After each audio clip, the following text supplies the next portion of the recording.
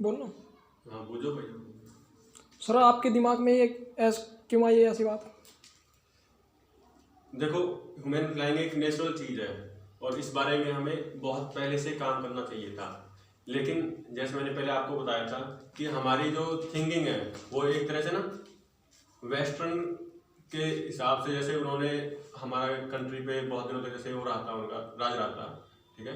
तो वो एक मशीनरी सिस्टम हमारे दिमाग में आ गया कि हमें हर चीज़ मशीनों से हासिल करनी है, हमें हर चीज़ मशीनों से हासिल करनी है। और हमारी ये आदत बन गई कि हमें हर चीज़ दूसरों का इस्तेमाल करके ही करनी है, ठीक है। हमने दिमाग तो लगाई है, हमने मोटरसाइकिल बनाई है, जहाज बनाए हैं, ठीक है। लेकिन असल में वो चीज़ें इस तरह की है कि भाई हम उन पर बैठ के जा सकते हैं, उन पर बैठ के आ सकते हैं, लेकिन हम खुद उनमें इन्वॉल्व नहीं है, ठीक है। और इस वजह से ये हमारे दिमाग में आया कि भाई जो बर्ड्स जो होते हैं, ठीक, वो इतने पावरफुल होते हैं कि वो 200 किलोमीटर 100 किलोमीटर आराम से उड़ लेते हैं, 5 घंटे आराम से उड़ लेते हैं, ठीक है। इसका मतलब ये है कि वो अपने उसमें कितने मजबूत है, उनका इम्यूनिटी सिस्टम कितना मजबूत है, ये चीजें।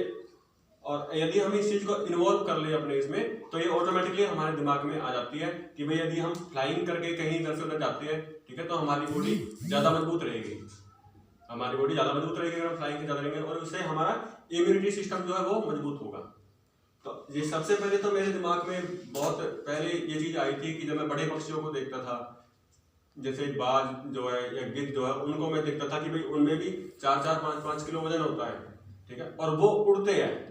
जब उनमें 4-4, 5-5 किलो वजन जो उड़ता है और वो उड़ते हैं, तो उससे मुझे दिमाग में आया कि 4-5 किलो वाला जो पक्षी है, अगर वो भी आकाश में उड़ सकता है, ठीक, क्योंकि उसके जो विंग स्पान है वो 3-4 फुट का ही है, अगर हम बड़े विंग स्पान बनाए तो हम भी उड़ सकते हैं।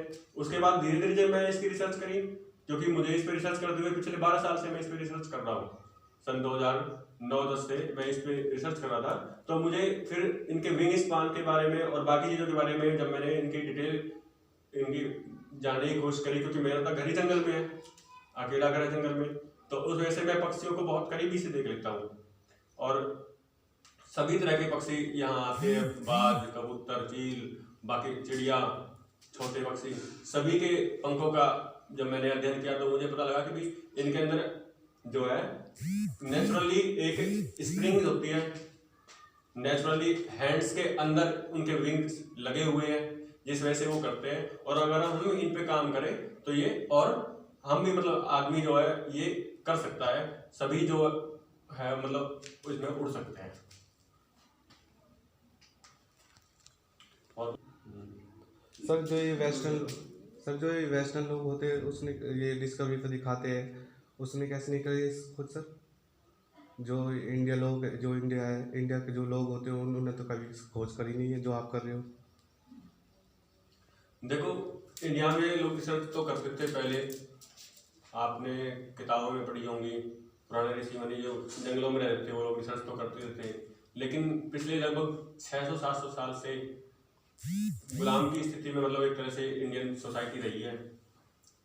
लगभग काफी दिनों तक मुगल एम्परर रहा देश में, उसके बाद ब्रिटिशर्स आए, तो उनसे क्या हुआ कि हमारे ना जो एजुकेशन सिस्टम था वो उन्होंने इस तरह से कर दिया कि हमारे लोग केवल उन्हीं की चीजों का फॉलो करें, यानी कि जो वेस्टर्न ने जो चीज बना दी है हम उन्हीं का फॉलो करें, ठीक है, और अपना कुछ भी दिमाग ही नहीं लगाए, ठीक। ये एक तरह से हमारी एक सोशोलॉजी बन गई।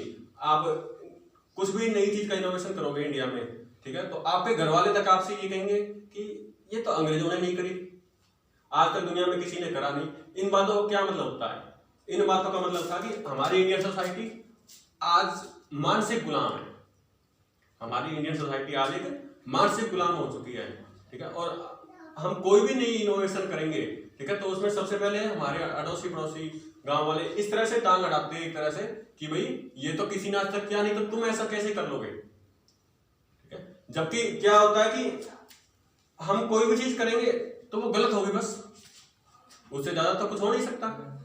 भाई हम कोई भी नई रिसर्च करें या कोई भी चीज करें तो वो गलत हो सकती है, उससे ज्यादा तो कुछ हो ही नहीं सकता ना। तो भाई कुछ ना कुछ तो करना होगा ना, किसी ना किसी को स्टेप करना होगा।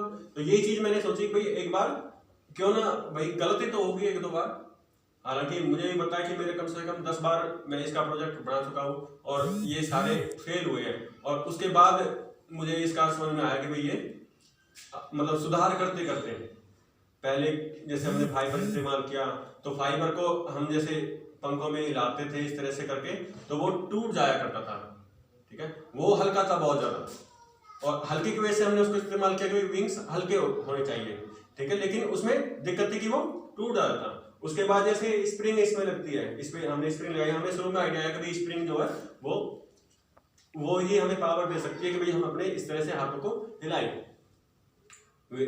स्प्रिंग हमें पावर दे सकती है। तो हमने शुरू में यहाँ से छोटी दुकानें होती हैं उनसे स्प्रिंग लाई तो वो छोटी छोटी स्प्रिंग होती थी, कोई इतनी बड़ी होती थी, इतनी मोटी होती थी, उनको इस्तेमाल किया, वो इसमें कोई भी नहीं लगी। फिर हमने खुद अपनी स्प्रिंग खुद बनवाई और वो इसमें काम करती है। तो रिसर्च करनी होगी और हमारे इंडियन सोसाइटी को खासकर सब कंटिनेंट के तमाम लोगों को, सब कंटिनेंट की गवर्नमेंट को और बाकी कंट्री की गवर्नमेंट को रिसर्च पर और ज़्यादा गौर देनी चाहिए। और सबसे बड़ी बात जो ये है कि आज तक ह्यूमन फ्लाइंग का जो कंसेप्ट है वो किसी भी आदमी में जो नहीं आया, ह्यूमन फ्लाइंग इसका जो कंसेप्ट है विंग्स के साथ ह्यूमन फ्लाइंग का जो कंसेप्ट है वो आज तक किसी भी आदमी में नहीं आया। इसका जो बड़ा रीजन है, इसका बड़ा रीजन ये है कि जो इसका जो बड़ा रीजन है वो घमंड जो होता है आदमी का जो घमंड होता है वो इसका एक बहुत बड़ा रीजन है।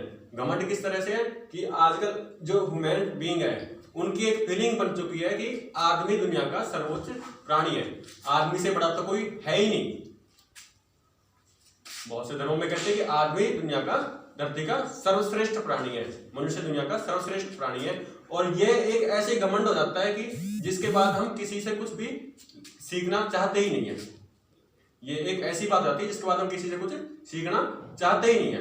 दूसरी एक ये घमंड का एक तरीका ये होता है कि कुछ लोग कहते हैं कि दुनिया की सभी चीजें इंसानों के लिए बनी है, दुनिया की सभी चीजें इंसानों के लिए बनी है। इसका मतलब क्या हुआ कि इंसान तो अपने आप को बहुत उम्दा समझ चुका है, जबकि असल में इस चीज का फीलिंग, इस चीज का मतलब ये होता है कि जो दुनिया में जो दूसरी जीव है, पक्षी है, पशु है, ठीक है, वो कहीं ना कहीं हमसे अच्छा जीवन जी रहे हैं और उनको अच्छा जीवन जीते देखने से हमें दुख हो रहा है, हमें चिढ़न होती है। और इस वजह से हम ये कह देते हैं कि भाई दुनिया की कोई भी चीज जो है वो सब हमारे लिए बनी है, हम उनका कैसे भी इस्तेमाल करें। और इस वजह से हम लोग उनका किलिंग कर लेते हैं, एक तरह से अपने खाने पीने में उनका इस्तेमाल कर लेते हैं।